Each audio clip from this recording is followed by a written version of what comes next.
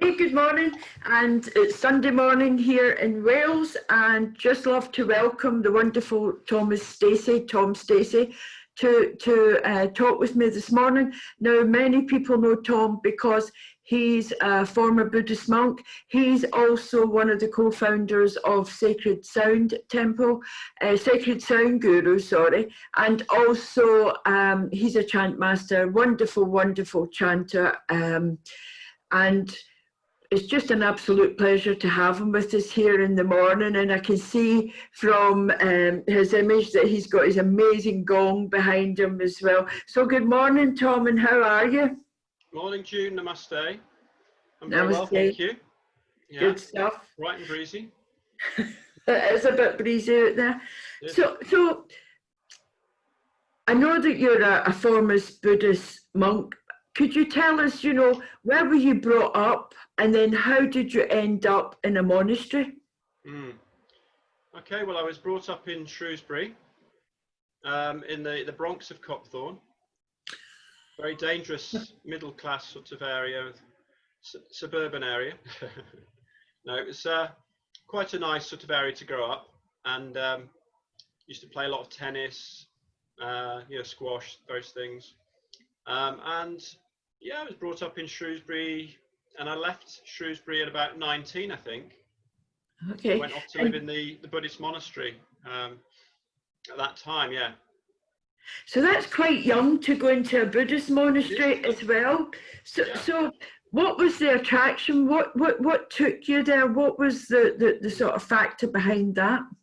Yeah, well, I'd been getting into Buddhism gradually from the age of about 16. I'd started meditating as a way of finding some inner peace and some healing, calm for my mind. So then it led on to actually going to a Buddhist meeting in Crewe, and that was a Tibetan Buddhist group, and going every week to a class.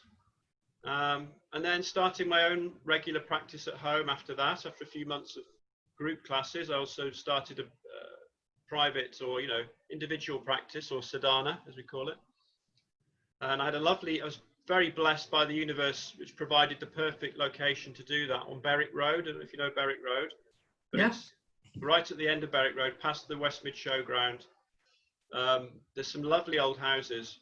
By some fluke, I managed to rent a whole house with my girlfriend at the time. And the couple that actually owned it, they just liked us so much, and they'd had trouble with previous tenants. They said, well, you can have this for a steal, really, just for this period of time, because they had been fed up with previous tenants. And they saw that I was into Buddhist meditation. They'd been to India. They said, oh, well, you can have this place. And it was absolutely idyllic. And the meditation space that I created there was just phenomenal. Wow. So I really got inspired about meditation and the blessings you can actually receive or experience within yourself through meditation and chanting as well. Because as you know, in Tibetan Buddhism, chanting is as much a part of it as silent meditation. So I also got into mantras, chanting and reciting mantras. And I used to do a lot of purification mantras at that time, Vajrasattva, which is the Buddha of purification, on a mala, on a rosary, and I just say the mantras and visualize the white light coming down through the crown of my head. And sometimes I'd just sit there in absolute bliss, and sometimes you'd lose track of the mala, you'd forget you're even chanting mantras, you'd just be in that state of bliss. I didn't get that all that often, but every so often you'd get this little boost, this little kind of encouragement, if you like, to carry on practicing. It's a sort of little reminder of what it can be like. If you get into that state, taste, isn't it? Yeah. So you then decide to go and live in a monastery. Yeah. How long were you in the monastery for? Well, I was there for about 7 years altogether. 5 years I was a monk, or ordained, Buddhist monk, wearing robes and so forth. And 2 years before that, I was actually a lay person, practicing there and studying for about 2 years. And where was this monastery? This was actually in Yorkshire, Pocklington, actually, which is a small village about 45 minutes from York City. A very beautiful Georgian mansion. Again, the universe blessed me. I was very fortunate, which was, my name was fortunate in the end. Kelsang, which is the Tibetan for fortunate. Kelsang Wangchuk was the full name. And I just felt very fortunate living in Attingham Park, obviously. Most people know who live around here. It was very similar to Attingham Park. And I lived just behind one of the pillars, looking out at these grounds and lakes and thinking, wow, we can really be looked after, but the universe can really look after us in amazing ways. It makes you feel very grateful sometimes. And during your teachings, I mean, you would have maybe got the opportunity then to do some teaching yourself whilst you were there. Yeah. Yes, absolutely. Well, there was a teacher training program, there was a foundation program, a general program, and then a teacher training program. So after about 2 years of just general studies, there was the opportunity to start teaching, which initially I wasn't sure about, but I was kind of encouraged by some friends to give it a go. And I was so nervous, just stuttering away, just saying a few words as an assistant, just making the announcements. It seemed so difficult, public speaking. I know a lot of people struggle with that. So one gift it really gave me was the ability to speak in public. But that took time, and it took time to develop that confidence. But we had a lot of material because we were studying like 4 or 5 days a week, receiving teachings from the High Lama himself and lots of other senior teachers. So we had so much material to share, and a structure, a very clear structure of how to actually share that Dharma, that information, that knowledge in a very systematic way. So it was, again, a great privilege to be wearing robes, to be teaching Buddhist Dharma, or Dharma means wisdom, if you like, or knowledge, or truth. Ultimately means truth. But in this context, it means the Buddhist teaching. So that was a great privilege. And yeah, and I taught for about 4.5, 5 years, I think, pretty much the whole time I was a monk. I really enjoyed it. That is a privilege. It's a lot of learning as well, isn't it, for that wisdom? Learning, and they say one of the best ways to learn is to teach. They say that in yoga as well. I was taught that in yoga later on. That if you really want to learn something, teach it. Yeah. And you may not know everything to begin with, or you won't know everything. And you might have a lot of gaps in your knowledge, but it makes you sort of really study and really experience it. You've got to practice it as well. It's like with yoga, if you practice it, then you transmit that practice to others, then it'll light them up. It's just book knowledge. It won't necessarily have the same, well, it won't have the same effect. It may benefit them. They say that your students are your greatest teachers. Yeah. So then you've left the Buddhist monastery after 7 years. Where did you go? Initially I went to North Wales. Where better, really?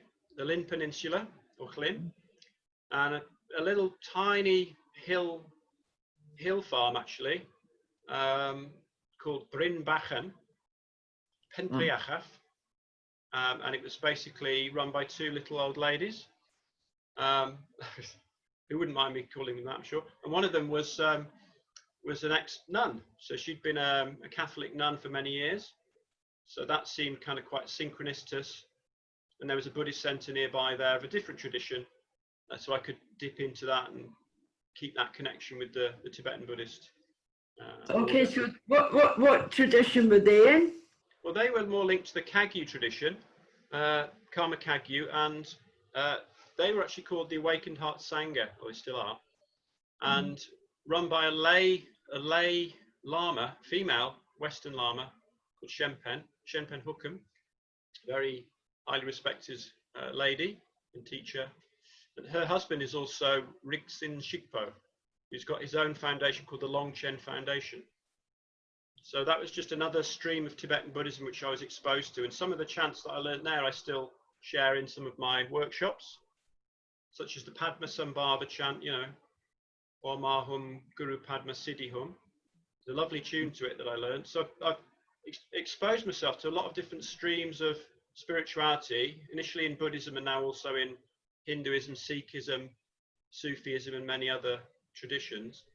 So what I tried to share with my chant workshops is, you know, some of that experience that I've gained, and hopefully there's some, you know, some blessing as well that comes with it, because I've learnt it from some very high lamas and, you know, teachers.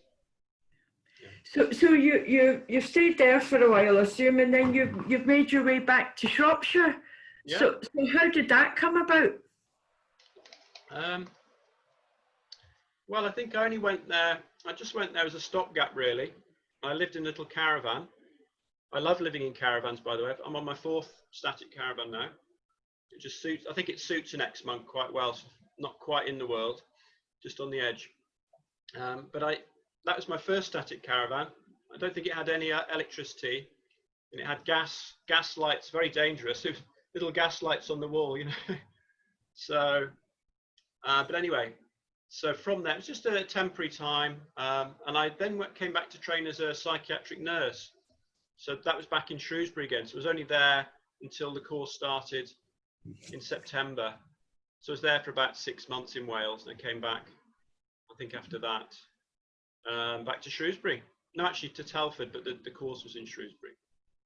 And you left. You stayed in in that job for a little while, was it? And then you opened Sarasvati, the shop in Shrewsbury down at. That's right. Yeah. And that's right. Yeah. So, that was after a trip to India, a kind of very special pilgrimage type journey to South India, where Sarah and I went to a very holy mountain called Arunachala, which is in Tamil Nadu, which is the place, if you're into Shiva, if people like the energy of Shiva, that is one of the most important spiritual centers to go to. And it's meant to be where the original Shiva Linga actually manifested, and then it turned into the mountain Arunachala in a place called Tiruvannamalai. And that's where Ramana Maharshi, of course, meditated. And I've sat in his cave and meditated in the same cave as Ramana Maharshi, very famous rishi or yogi of South India. So that trip, we met Tibetans as well there, who were selling arts and crafts, and singing bowls and all the rest of it. And lots of lovely jewellery, which I think you bought quite a lot of, if I remember. Yeah, and the singing bowls. My shop, didn't you? Yeah, I've got a house full of instruments from there. You got a what, sorry? A house full of instruments. House full of Sarasvati ex-stock, yeah. So thanks for that. That was always appreciated. So, yeah. What was I saying?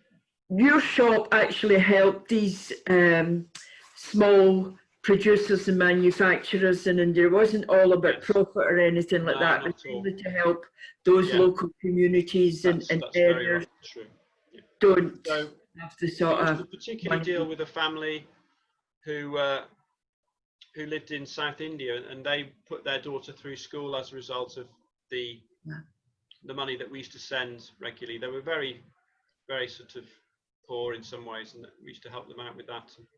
And also we used to support fair trade, you know, suppliers as well. So we always used to sell fair trade arts and crafts and instruments, and a lot of sort of ethnic instruments and world instruments. Yeah, because I think the shop was quite, you know, it was one of its kind in sort of Shropshire at the time. So you started, you know, through your different meditations and things like that you did also at the time, you sort of started a lot of people on a sort of more spiritual path, didn't you? Really? Right, actually. Yeah, I think it was a sort of, can't think of a better word, but almost like a gateway drug, you know. Yeah. So we'd have a knowledge of all the different spiritual groups in the area. People could talk to us about their spiritual journey, and meditation and yoga and various things. And crystals, we used to sell crystals, of course. And so we get crystal healers coming in, Reiki healers, you know, people from the different Buddhist groups, yoga teachers. And it was a bit of a hub, really, for the alternative community. And yeah, we could absolutely. refer people to the specific people that we thought maybe could help them. And I know one friend of mine, he had a major transformation actually as a result of coming to our shop, and he came to some of my yoga classes, some of the satsangs that also I used to run, sort of meditation and chanting evenings. And he actually ended up living at a Theravada Buddhist monastery more recently. I think you probably know, I don't think he'd mind me saying Alf. Yeah, no, I'll He very was on well. national TV from Goa not so long ago because they got stuck in Goa. Did you see that? But yeah, and I met up with him about 9 months ago, and he's a completely different guy actually. And he's so laid back. And he was in the corporate world and having a lot of stress at the time. Hope you won't mind me saying. And yeah, basically a lot of people came through the shop and had some kind of transformation, just like I had transformation, meeting people who were on the path when I was a teenager, and I they don't have think all the answers, but they can guide you, Yeah, I think that's important, isn't it? That, we realise that, not life shouldn't be as stressful as what it is for a lot of people, that there is another way that you can maybe, even if you just don't change it completely, even bringing in something like meditation or chanting just to sort of help you cope with the stress, quieten down the system so you can maybe help cope with the stress a little bit better. So I know you do an awful lot. You started up Sacred Sound Guru with the wonderful Fab Ray. But you do one week and he does another week. So what sort of things are you doing when you're doing your sound healing and you're doing it online now? I know that you used to do it in you did it all around the country, really. All over, yeah. Yeah, so you're doing it online now. So how's that happening? When are you doing it? Is it a Friday, a Monday, or when are you doing it? It's on a Friday evening at the moment.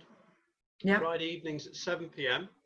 Yeah. So we're using our sort of joint page, Sacred Sound Guru, to sort of live stream from there. So if anybody wants to try that, just like our page, and then sort of just wait for the notifications, perhaps go on the page, wait for notifications to come up that we're going live. And it'll either be myself or Fab. He leads one where he uses the crystal bowls and the gongs, and I use more the Tibetan singing bowls. And I bring in various instruments that I acquired over the years, as well as using the gongs. We've got one here, beautiful symphonic gong. I also bring in some chanting. I sometimes lead a simple chant, whether it's a Tibetan chant or a Vedic chant. I bring in, depending on how I feel and whether it feels right, I'll bring in some of the Tibetan instruments that I acquired over the years, because these actually came to me. Again, I was gifted these by the universe.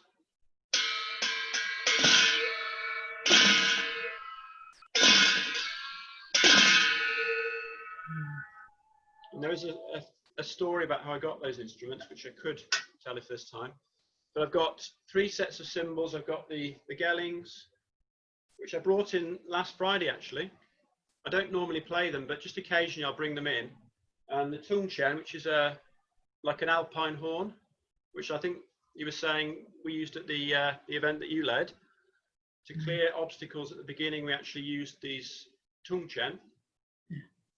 But I bring in many different instruments to that sound sheet. But the main part of it is the gong bath. And when I'm playing the gong, mainly I'm just playing the gong. But at the beginning and the end of that, other instruments are brought in that I've acquired over the years.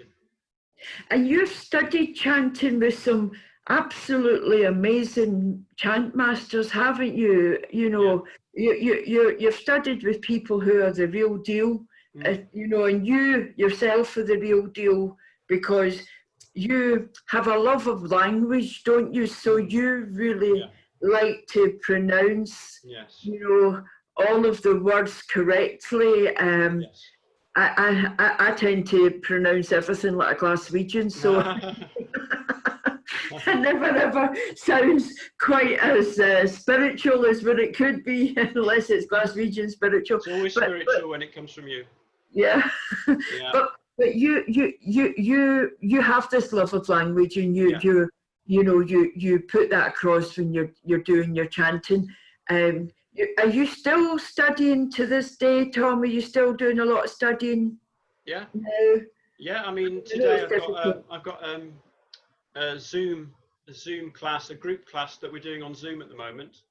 And I used to go to Birmingham for that class, and it's tabla drums, or tabla, which I've been learning for 16 years with one of the top tabla masters in the country, a master drummer of India called Sarva Sabri.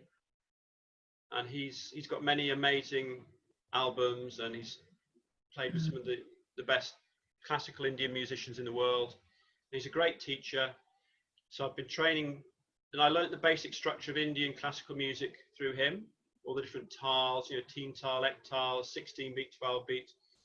But then more recently, I've also been learning classical Hindustani vocals, so how to sing classically according to the different rag structures. So there's so many ragas, and each raga has a healing effect, So, and ideally would be played at a certain time of day as well. There's a kind of science around it, the science of sound.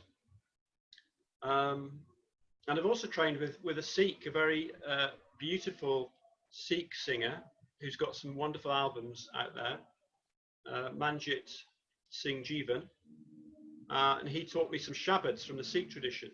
So I sing Sikh, Hindu, Buddhist songs, hopefully fairly classically. But I also do kirtan, which is more sort of simple, just a simple mantra or two, to a simple melody, to a simple rhythm, and that's generally what I share more with the groups. And I used to run a satsang group, which used to meet at the Hindu temple actually. We used to meet at my place. I think you tried to come, didn't you, once? And you got to the front door, but we were around the back. So one day we'll have the good fortune of actually you coming through the door, not just to the doorstep. I was outside sending That's an important thing. So yeah, I think people can benefit a lot from kirtan.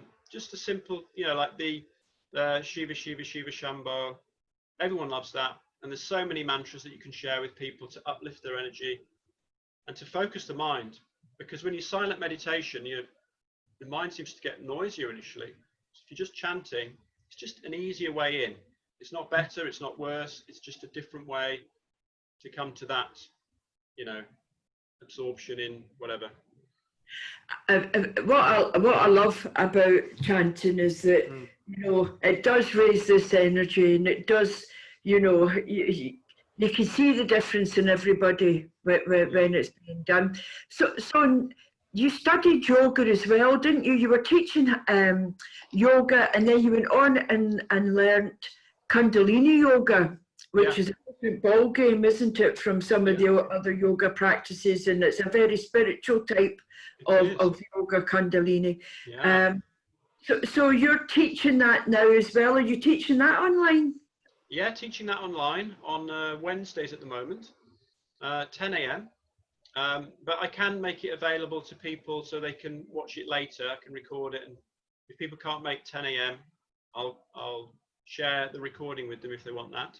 And I've just gone through a course where we went through all the chakras. So we started at the base chakra, Muladhara, and then we went up Muladhara, Svadhisthana, Manipur, Anahat, Vishuddhi, and Sahasrara, and Ajna. Yeah. So obviously when we're finished with COVID, when I say we're finished with COVID, but when things sort of get back into a quicker pace, I won't say get back to what it was, because I don't think that will ever happen. I think, some changes are coming in that will be with us long term. So you'll start taking up your courses again. So do you do them in groups? Do you also do one-to-one? I have done one-to-one in the past, yes. Yeah, I can do that on request, yeah. So yeah, that's an option. And you know, when you get back into doing them in a classroom style, where are these going to be held, you know, Well, and yeah. when, what time of day? Well, previously I was running courses at the Chapel Community Centre in Cross Houses, which is a lovely old converted chapel. So that was actually on Monday evenings, but I might possibly change the dates, the times rather, and the day of the week. But that's something I'm looking at, you know, when we come out. So that'll be on the website. That'll be on the Shropshire Yoga Facebook page. Exactly when, and also do sort of Baston Hill Memorial Hall. Yes. Also do like sound journeys there, so I can also do like a yoga, a Kundalini yoga preparation, and then a gong bath, which really opens you up to receive the sound healing vibrations more deeply. It clears a lot of obstacles first, so you feel really open and receptive to then receive the sacred sound healing. So that'll be happening at Baston Hill and also at the Cross Houses Community Centre. And announced time. Yeah, but you do these over, you know, all over the country, and hopefully we'll be seeing you at some festivals as well, doing some of the stuff soon. So you said the website. What's the website address? Yeah, the website is www.sacredsound.guru. Okay, sacredsound.guru. Oh, fantastic! And your Facebook page is? I've got two main Facebook pages that I use to share events. The yoga and the Tai Chi. I didn't mention the Tai Chi, did I? So I You do that. Yeah, I forgot that one. So two great masters I've trained with, two Sifus, and I sort of teach 3 different sets of Tai Chi Qigong. So I'm teaching those also online on Thursdays at the moment. Again, 10 a.m. or you can get the recording.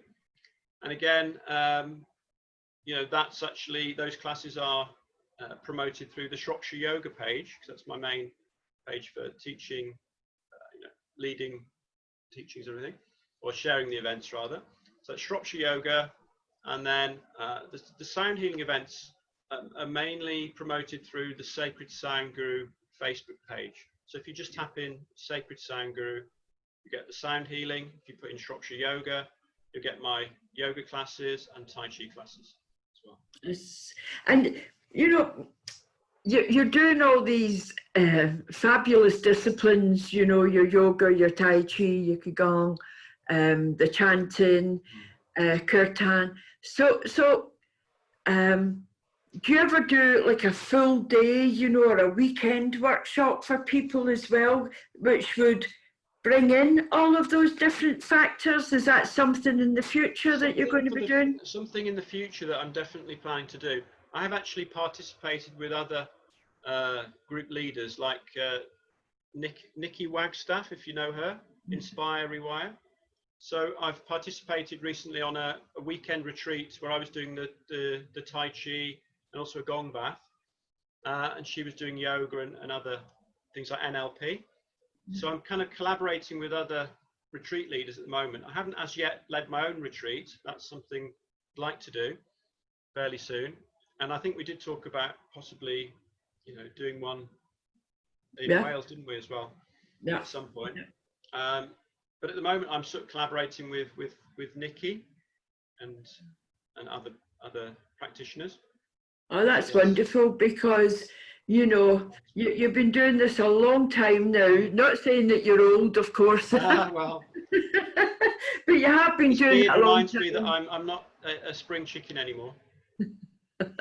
Oh, neither am I. Good to be reminded.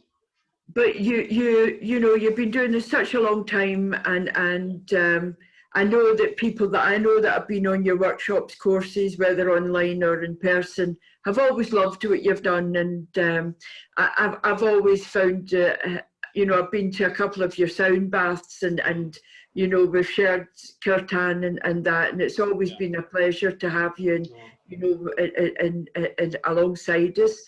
So thank you very much, Tom, for sharing your Sunday morning with me. That's been brilliant. Thank you. It's a fascinating journey you've been on, a very spiritual path from a very young age.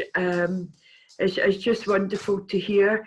And it also shows me that even though you can change, you can continue that change as well, and there's nothing to fear and everything to be gained. So thank you very much. Thank you. And Thank you so much. see you soon. Take care. Take care. Thank you.